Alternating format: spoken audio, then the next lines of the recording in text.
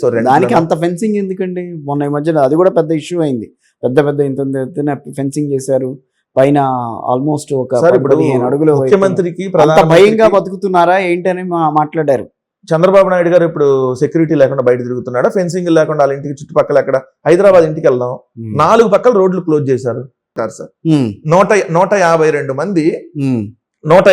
మంది ఏదైతే దీనికి సంబంధించిన వాళ్ళు, ఐసోలేషన్ లో ఉండేవాళ్ళు 23 మంది, కాన్వాయ్ విభాగంలో ఉండేవాళ్ళు 21 మంది, అంటే మొత్తం 196 మంది. కానీ 986 మంది ఉన్నారని చెప్పి కడుపుకి అన్నం తినకుండా రోజు గడ్డి తిని బతికేటటువంటి ఆ 2 పత్రికల యాజమాన్యాలు, అది ఆ ఈనాడు అండ్ ఆంధ్రజ్యోతి, వాళ్ళు నడుపుతుంది పేపర్లు కదండి. పక్కా రాజకీయ వ్యభిచారం. చంద్రబాబు నాయుడు కోసం గొడ్డలోడు తీసుకొని మరి నగ్నంగా నిలబడి తప్పుడు రాతలు రాస్తా ఉన్నారు. తప్పుడు రాతలు రాస్తా 900 మంది 986 మంది సెక్యూరిటీ ఉన్నారని రాశారా? అరే మీరు మనుషులేనా? మనిషి పుట్టకే పుట్టారా? ఇంకేదన్నా దాంట్లో బతుకుతున్నారా? ఇంత దుర్మార్గమైనటువంటి ప్రచారమా?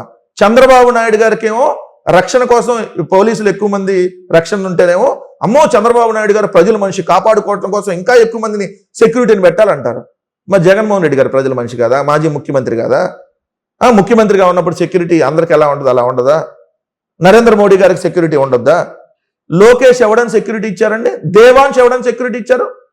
4+4 గన్ మ్యాన్ దేవాంశ్కి, వాళ్ళు అధికారంలో ఉన్నప్పుడు. లోకేష్ అపోజిషన్ లో ఉన్నప్పుడు, అతను ఎమ్మెల్యే కూడా కాదు, ఓ పార్టీలో ఓ ప్రధాన కార్యదర్శి అనే ఒక పోస్ట్ లో ఉంటే అతనికి జెడ్ కేటగిరీ సెక్యూరిటీ. ముఖ్యమంత్రి కొడుకు. మరి ముఖ్యమంత్రిగా చేసిన వాళ్ళకి వద్దా? మీరు ముఖ్యమంత్రి కొడుకు అన్నారు కదా, మరి అదే విధంగా ముఖ్యమంత్రి చేసిన వాళ్ళకి సెక్యూరిటీ వద్దా? అరే మీకు ఒక న్యాయం, అవతలాలకు ఒక న్యాయమా? మీరు చేస్తేనేమో సంసారం, అవతలాడు చేస్తే వ్యభిచారమా? కనీసం మనం తింటున్నాం, అన్నమే తినే బతుకుతున్నాం కదా, మీకు సెక్యూరిటీ కల్పించడానికి మేము తప్పు పట్టట్లా. అది మా విఘ్నత. ఎస్, సెక్యూరిటీ ఉండాలి. ప్రజల్లో ఉన్నటువంటి వాళ్ళకి ఖచ్చితంగా సెక్యూరిటీ ఉండాలి. ఎందుకంటే ఇప్పుడు ముఖ్యమంత్రిగా జగన్మోహన్ రెడ్డి గారు చేసినటువంటి సమయంలో అనేక వ్యవస్థలతో తలపడ్డాడు. ఒకటి ఎడ్యుకేషన్ మాఫియాని ఎదిరించాడు, ఏదైతే మీరు అన్నట్టుగా వైద్య ఆరోగ్యానికి సంబంధించినటువంటి మాఫియాని ఎదిరించాడు. సో ఈరోజు అనేక మంది ఏదైతే రాజకీయ పార్టీలకు సంబంధించినటువంటి కూటములను ఎదిరించాడు. వీటన్నింటినీ ఎదిరించి సమూల మార్పులు తీసుకొని వచ్చినప్పుడు ఖచ్చితంగా అన్ని వ్యవస్థలు జగన్మోహన్ రెడ్డి గారు టార్గెటెడ్. సో ఉన్నప్పుడు ఖచ్చితంగా సెక్యూరిటీ అవసరం. సెక్యూరిటీ ముఖ్యమంత్రికి వద్దని చెప్తారేంటి వీళ్ళు? మాజీ ముఖ్యమంత్రికి ఉండాలని మేము కూడా చెప్తుంటే, ముఖ్యమంత్రిగా ఉన్నప్పుడు అంతమంది ఎందుకు సెక్యూరిటీని పెట్టుకున్నారు? ఏం బయటకు వచ్చేసి తిరగచ్చుగా? నేను అడుగుతా, రేపొద్దున చంద్రబాబు నాయుడు ఒక్క సెక్యూరిటీ లేకుండా బయటకు ఎందుకు మీరు తిరగలేరండి? 161 సీట్లు వచ్చి 164 సీట్లు వచ్చినాయి కదా సార్ మీ కూటమికి, మీకెందుకు సార్ సెక్యూరిటీ? మరి ఏం పవన్ కళ్యాణ్ 21 గెలిచాడు కదా సార్? ప్రజల్లో అసలు మీకు ప్రజలు బ్రహ్మాండంగా బ్రహ్మరథం పెట్టారు కదా సార్, మరి మీకెందుకు సార్ సెక్యూరిటీ? డిప్యూటీ సీఎం గారు ఎందుకు సార్ సెక్యూరిటీ మీకు? మీరు ప్రజల్లో నుంచి వచ్చిన వాళ్ళే కదా సార్, ప్రజల్లో గెలిస్తే మీకు ఓట్లు వేసాం, అసలు ప్రజల తీర్పు మొత్తం మీ వైపు ఉందని అన్నారు కదా అప్పుడు. మరి ప్రజల్లోనే డైరెక్ట్గా తిరగొచ్చుగా, మీకెందుకు మరి సెక్యూరిటీ?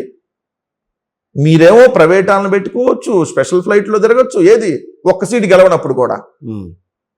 అదేదో వెహికల్ వారాహి అని పెట్టి దాని చుట్టూతో సెక్యూరిటీ మనం కూడా చూసాగా. కానీ జగన్మోహన్ రెడ్డి గారికి మాత్రం సెక్యూరిటీ ఉండొద్దంట. ఇది ఎక్కడ న్యాయం సార్? 900 మంది ఉన్నారు, 1000 మంది ఉన్నారు, ఇంత దుష్పరిణామం. వీటన్నిటికీ సమాధానం ఇచ్చుకుంటున్నారా వైఎస్ఆర్ కాంగ్రెస్ పార్టీ? సార్ ఒకటి, మేము వాళ్ళు జల్లేటటువంటి బురదని రోజు ఆ బురద కడుక్కునేటటువంటి పనిలోనే ఉన్నాం.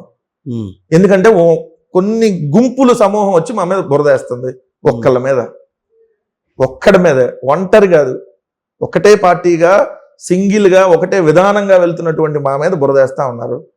బురద కడుక్కోవాల్సిందే కదా. సో ప్రజలకి వాస్తవాలు తెలుస్తారు ఏంటనేది.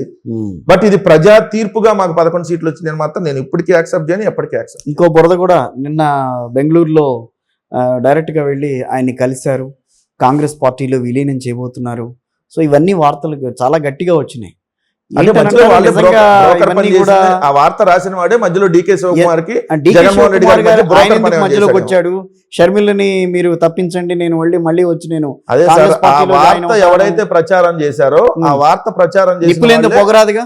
అదే సార్ ఆ వార్త ప్రచారం చేసినాడు డీకే శివకుమార్ కి జగన్మోహన్ రెడ్డి గారికి మధ్య బ్రోకర్ గా పనిచేశాడేమో అంటున్నా. ఆ వార్త రాసినాడు బ్రోకర్ గా పనిచేశాడేమో. మళ్ళీ అదే వార్త అదే పేపర్లో ఏం రాస్తారు, అదే టీవీలో ఎన్డీఏకి మద్దతు ఇస్తున్నాడు జగన్మోహన్ రెడ్డి గారు, రహస్య ఒప్పందం ఉంది. ఉంటే యువతలను ఉండాలి, అవతలను ఉండాలి, మీరు చెప్పినట్టు. ఆ గట్టునన్నా ఉండాలి, ఈ గట్టునన్నా ఉండాలి. కనీసం అసలు ఎలా రాస్తారండి సార్ వార్తలు? నేను చిన్నది చెబుతాను సార్, మొన్న నేను కూడా సోషల్ మీడియాలో చూసి, అదే రిషికొండలో జగన్మోహన్ రెడ్డి గారు కట్టినటువంటి ఆ బిల్డింగ్ నే చంద్రబాబు నాయుడు కట్టుంటే అమెరికా అధ్యక్షుడు చంద్రబాబు నాయుడు గారికి ఫోన్ చేసి, రిషికొండలో మీరు అద్భుతంగా బిల్డింగ్ కట్టారంట కదా, ఒక్కసారి నాకు పర్మిషన్ ఇస్తే వస్తానని అమెరికా అధ్యక్షుడు బతిమలాడుతున్నాడు. మోడీ గారు అయితే నేను స్పెషల్ ఫ్లైట్ వేసుకొని వస్తా, అలాంటి బిల్డింగ్ నాకు కూడా ఒకటి ఢిల్లీలో కట్టిపెట్టు అని చెప్పి చంద్రబాబు నాయుడు బతిమలాడుతున్నారని ప్రపంచం మొత్తం రిషికొండ వైపు, ఆ బిల్డింగ్ వైపే చూస్తుంది. చంద్రబాబు నాయుడు గారి విజన్ ఆ రిషికొండలో అంత పెద్ద బిల్డింగ్ కట్టాడని ఉండేదంట సార్ ప్రచారం. నిజంగా అటెండ్ చేసేవాళ్ళు.